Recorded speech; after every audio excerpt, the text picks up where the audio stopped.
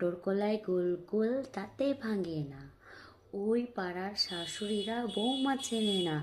যারা বলেছেন বা গানটা করেছেন তারা কিন্তু বাস্তবটা তুলে ধরেছেন। কারণ পরের মেয়েরা শাশুড়িদের নিজের কখনো হতে পারে না, পরের মেয়ে পরের মেয়েরাই থাকে।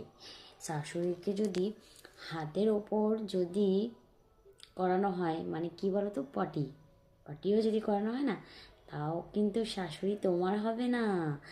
শাশুড়িকে তুমি যদি মাসের 29 দিন করো, একদিন যদি না করো, সেই একদিনেরই তোমাকে বদনাম খেতে হবে।